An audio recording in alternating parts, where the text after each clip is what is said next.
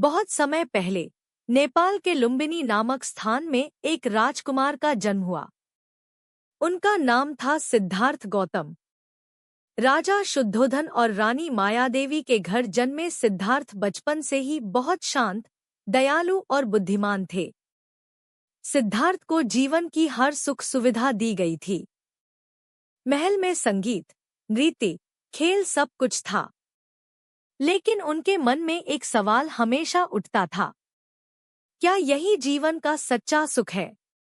राजा चाहते थे कि सिद्धार्थ को कभी दुख न दिखे, इसलिए उन्हें महल से बाहर जाने नहीं दिया जाता था।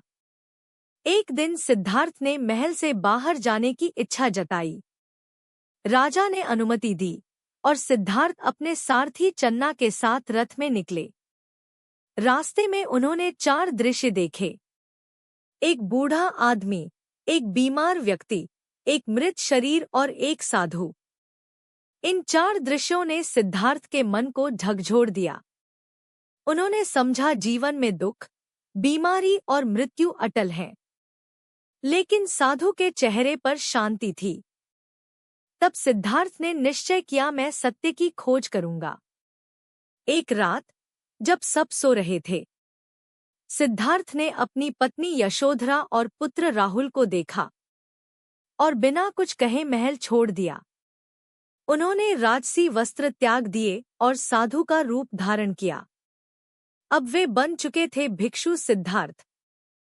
सिद्धार्थ ने कई वर्षों तक कठोर तपस्या की। उन्होंने अनेक गुरुओं से शिक्षा ली, परंतु मन को शांति नहीं मिली। फिर एक दिन वे बोधगया के बोधि वृक्ष के नीचे बैठ गए।